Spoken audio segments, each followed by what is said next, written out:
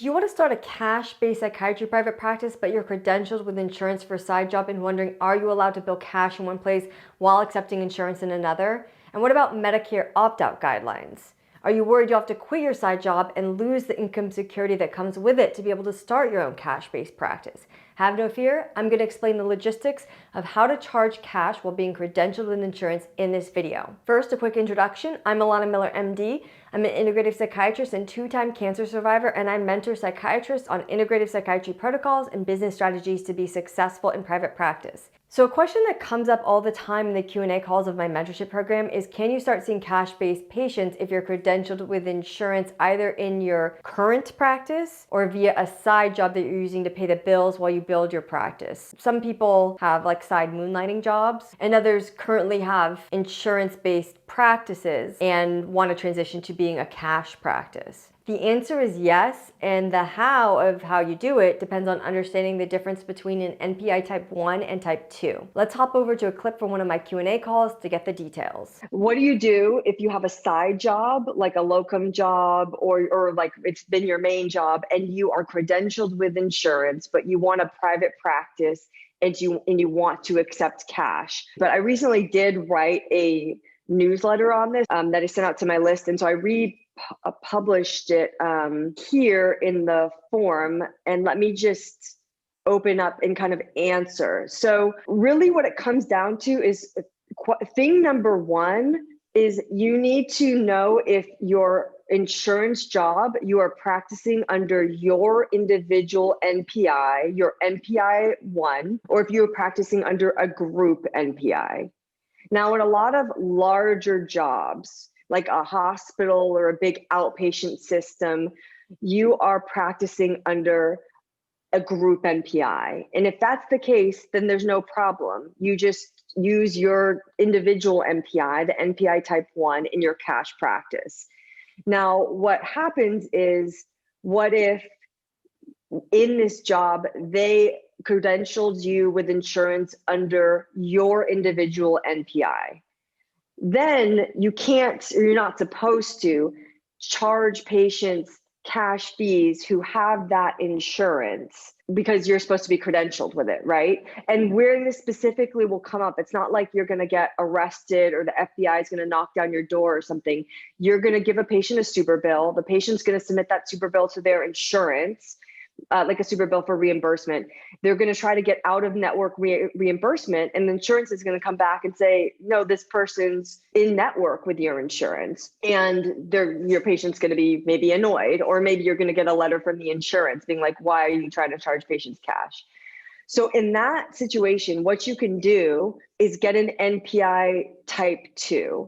So an NPI, a Type 1 is for individuals. A Type 2 NPI is for incorporated businesses or organizations.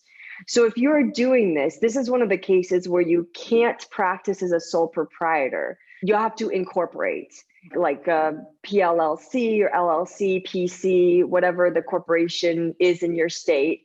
Then you're going to get a tax ID number for that corporation. That's what you use on your super bills, not your like solo proprietor tax ID number. And then you can register that business as an organization, like get an organizational NPI. And then you see your cash patients via that NPI. Okay, now Nikki's question was, she's working in a community health center with her NPI 1. She has a private practice job with an NPI 2 with her own practice, but wants to transition that to a cash private practice. And she was saying, can you get a third NPI? So I looked it up, and it seems like the answer is yes, but it seems like you would need a separate corporation. So I linked to the document here. What it says here is organizational providers can have multiple NPIs. And I'm assuming that means NPI 2s because that's what an organization has. But let me go back to her question, which is she wants to slowly transition to self-paid integrative private practice. And my thought is always like, okay, maybe you can do something. So maybe she can have 3 NPIs, But is that the easiest, most efficient way to do it? I mean, essentially, so Nikki already has a side job. The main benefit of having any kind of insurance job when you're building your practice is for money, right? Like the job is not going to be your like life goal. The job is just to get side income while you focus your attention on building your practice. So she's already getting some money from this side job. To me, I would say much better, instead of a slow transition, is to do a quick transition, to just send out a letter to all your patients. You can give them notice. You can say this is going to be effective in 3 months. You can set a date in the future, but just say, I am transitioning my practice to fee for service for these reasons, always kind of explaining how it's a value add to the patients and how you're going to be able to give them more time, more services, whatever. And give them time to either get used to the idea of paying you those fees, or if they can't pay those fees, you can help transition them to other providers. To me, that seems way less complicated than trying to manage essentially like 3 practices, like a job and then 2 practices from all the financials. Having 2 corporations, that sounds like very unnecessarily complicated to me. If she decides she wants to transition to a cash-based private practice and not be credentialed with insurance, you can contact the insurance companies and say, uncredential me. Now, if I'm talking to another person in the group, it's not like an easy overnight process where they just, oh, great, you want to be uncredentialed, we'll make that really streamlined for you. It's unfortunately difficult, and you may still show up as being credentialed for months after you submit the paperwork to them. But I think technically, once you request it and that's documented, then you're not going to get in trouble for anything you do after. Like, it's not your problem that they take forever to update it in their system. So yes, you, at any point, if you're credentialed with insurance, you can uncredential yourself with insurance. I mean, that's different if you have a job.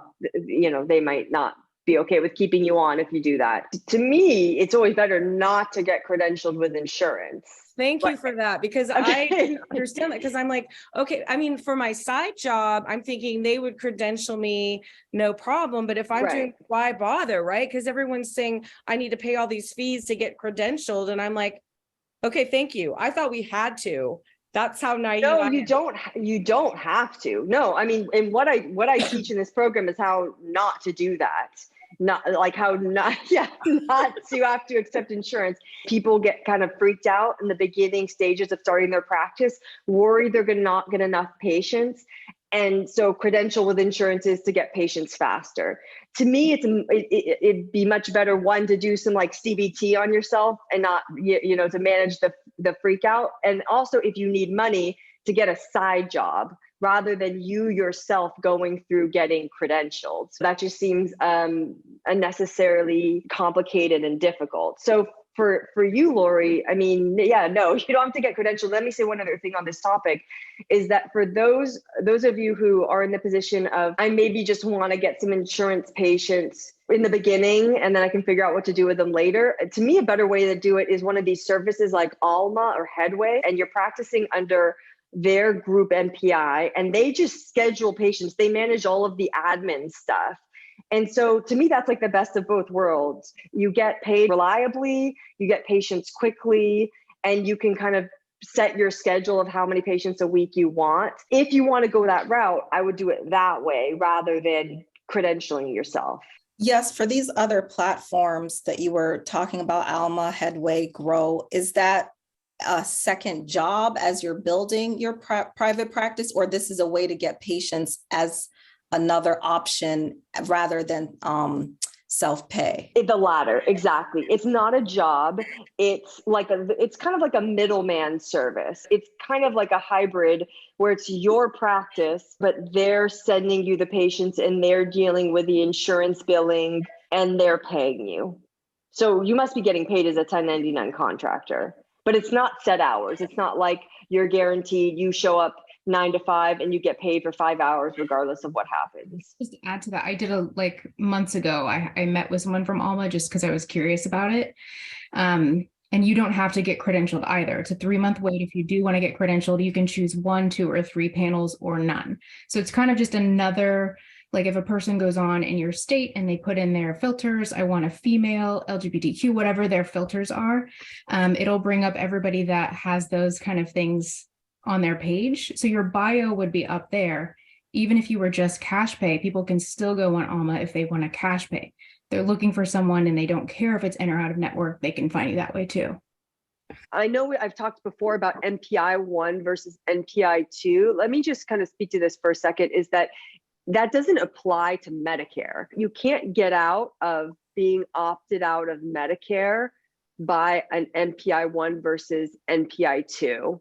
Like you just have to, in your case, the easy solution is you probably would just not see Medicare patients in your private practice. So the question for everyone is, what do you do if you have a side job that accepts Medicare, but you don't want to accept Medicare in your private practice? You really just can't see Medicare patients. Technically, you're not supposed to discriminate against Medicare patients, but what you can do is say, oh, I just treat adults from 18 to 65. Or in your case, Bruno, you want to specialize in adolescents and transitional age, I think. So you just, I think you said in your post, I want to see patients up to 35. You absolutely can do that. You can have whatever clinical criteria. That's not considered discriminatory because it's a different specialty. In the same way, child psychiatry is different than adult, different than geriatric. Now, the question of like, where do you go to opt out of Medicare or to get questions answered about it is Centers for Medicare and Medicaid Services, cms.gov, which I linked to on the forum. So we do not have to do this if our other job does not take Medicare, or everybody who has a practice has to go on these websites and say they're not taking Medicaid and Medicare. By default, all practitioners are opted into Medicare. And if you want to opt out, you have to go and fill out a form and submit it and opt out. And so if you've never done the opt-out process and you want to be opted out, then you would have to go and submit that form. I hope you found that helpful and that it helped demystify the cash versus insurance conundrum that many find themselves in as they're building their practices. If you like this video, you'll also love this one on the latest updates from the APA on how to stay compliant in a telepsychiatry practice post-public health emergency, including understanding the Ryan Haight Act. I also go over my personal plan for how I'm going to stay current in my practice in the changing landscape of telepsychiatry. If you're a psychiatrist or psych NP interested in starting or growing a private practice, but needing some practical guidance on the business systems and strategies to be successful, you can also click the link below in the description to get access to my free training video on accelerating your private practice and learn more about my career mentorship program. I'll see you there.